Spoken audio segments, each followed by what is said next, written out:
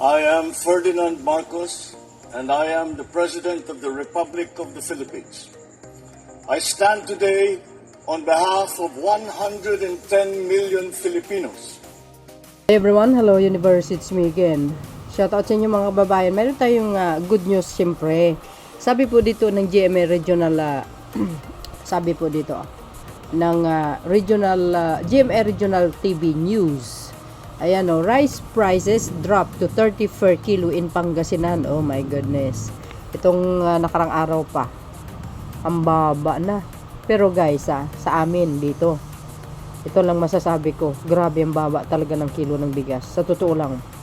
Eh di ba ang ganda ng yung strategiya ni Pangulong Marcos Jr. dahil po diyan sa 20 per kilo ang bigas. Kasi itong 20 per kilo ang bigas na ginawa ng Pangulo, 'di ba? Lahat po 'yan, no, sa buong Pilipinas ay nagbibenta ng 20 per kilo ang bigas. At malaki po ang naitutulong yan sa ating mga kababayan. Tingnan niyo yung kung gaano kagaling ang utak ng Pangulo. Once na nagpapatupad ka ng ganyang klaseng kamurang bigas para sa ating mamayang Pilipino, syempre, lalo na po sa mga mahihirap, eh di ba? Dahil kung bawat region pumupunta ang DA para magbenta, mayroong mga ibang lugar na may kadiwa sa palengke kasi pinipilahan po yung kadiwa ng Pangulo nagbibenta sila ng 20 per kilo ng bigas. So dahil dyan mga kababayan, siyempre mas tatangkilikin ng ating mga kababayan na mahihirap yung 20 per kilo ang bigas na mas doon pa sila bumibili. Doon sa store na yon. At siyempre sa Kadiwa store, 'di ba? Mayroon 'yan ewan ko kung sa lugar ninyo may Kadiwa store. Ang alam ko, pag once na may Kadiwa store sa lugar ninyo, mayroong pong 20 per kilo ang bigas. So dahil diyan mga bes, dahil ang mga tao doon na pumupunta. Ika nga, wala naman pinipili na status sa buhay. Kung mahirap ka o mayaman, pwede ka naman nakabili diyan 'di ba? Ang allowed ngayon is 10 kilo. O 10 kilo, magkano na rin po yun? Diba? 200 ba yan? O 10 kilo. O 100. 5 kilo na po yun. Eh diba? O, sabi po dito mga kababayan, ayan o. So, tulad po ng sinasabi ko, once na nagtitinda po ng 24 kilo na bigas sa bawat lugar, at lalo na pag may kadiwa sa inyo, tatangkilikin na po ng taong bayan yan. So, ibig sabihin, doon na po sila bumibili. Pag doon sila bumibili, na-out of place po yung mga mga commercial rice sa supermarket. Yung mga nagtitinda ng yung mga bigas sa supermarket, wala na gaanong bumili. So, mapipilitan sila maibaba yung presyo. 'Di ba? Para nang sa ganun, makabenta sila. Pero, sabi po ng iba, kaya bumaba ang per kilo ng bigas mga kababayan is dahil mababa yung per kilo ng palay. Yan nga ang sinasabi ko, 'di ba? Pag ang traders kasi naaangkat sa inyo, mababa talaga ang bili nila. 8 per kilo, 9 per kilo. Napakababa po 'yun. Pero ang NFA, mga kababayan, bumibili po ng bigas sa mga magsasaka. 18 ang hindi dry. 18 to 19. At yung dry na palay, 20 to 24. Correct me if I'm wrong. Ay sabi po ni Mr. President po yan. Even si DS Secretary Laurel. So, ibig sabihin, may mga organisasyon na mga magsasaka, binibinta nila ang mga palay nila doon mismo sa NFA. Kaya, hindi po sila lugi. Ang problema po, yung iba na binibili sa kanila ng mga traders. Ngayon, ang sinisisi nila si PBBM. Bakit sisihin nyo si PBBM? Binibinta nyo sa mga traders natural, binabarat kayo. Binabarat kayo ng mga traders. Pag binibinta nila sa palengke yan, mahal ang tinda nila, ang binta nila. Sinong lugi ngayon? Hindi kayo, di ba? Kayo ang lugi. Hindi ang traders. Ang traders, kumikita po yan. Kasi mahal. May patong na po yan. Pag binibenta nila sa palengke. Malay mo, baka nagbebenta pa sila sa NFA. 'Di ba?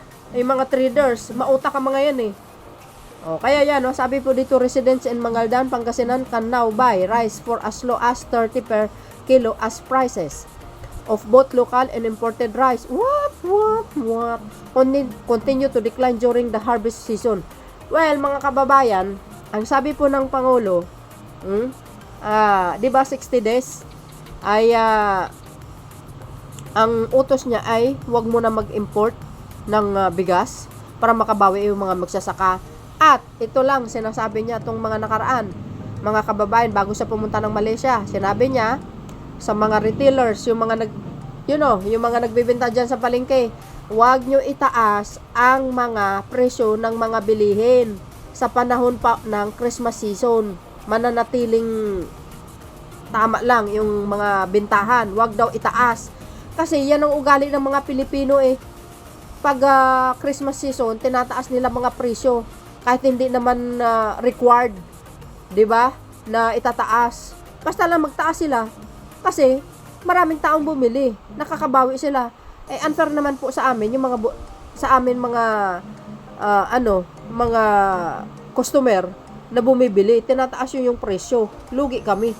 'Di ba? Kung ano po yung tamang presyo, doon dapat kayo. Yun na po ang sinabi ng Pangulo. O sinabi po ni Jose Castro ba yun? Correct me if I'm wrong, mga kababayan, pero sinabi po ni Mr. President po yan sa kanyang departure speech, no? Dito, Duloy, this week prices dropped by another 5 kilo for commercial rice while imported rice also went down by 1 to 2 per kilo. Agad. Ay nako, iba talaga si PBBM pag namuno, mga bes. Ewan ko ba? Speechless na lang ako. Grabe yung idea niya, tulad ng sinasabi ko, itong 24 kilo ng bigas, ang laki na maitulong nito. Sa ating mga kababayan. Dahil once na ito, lalo na po ito, pag ito po ay mayroong kadiwa sa bawat LGUs sa buong bansa, wala na. Wala na. Magbibenta na lang sila sa palengke na 25 per kilo ang bigas sa mga commercial rice. Yung mga nagtitinda sa palengke, lalo nila ibabagsak yung presyo. Ay, ewan ko. Basta ako masaya. That's it. O tuloy mga bes. Because of this steady decline, rice traders are holding off on bulk imports to avoid potential losses. So you see, yun ang order ng Pangulo, di ba? 60 days yun or mayroong may extension pa. Kasi pag alam nyo, maganda talaga yung yung technique ni Pangulong Marcos Jr. Galing niya talaga. Bakit yung mga ibang pangulo hindi nila nagagawa yan, mga kababayan? Hindi nila nagagawa. Ito si PBBM, napaka very concerned niya sa mamayang Pilipino. Because of this steady decline, rice traders are holding off on bulk imports to avoid potential losses. Mga traders, paano yan? Nga kayong ngayon, logi negosyo. Maraming bigas ngayon. Kung kukuha kami ng marami, baka malugi lang kami. Marvin Saratan, a rice trader said. Yun naman pala, sir. Huwag na kayo mag-import.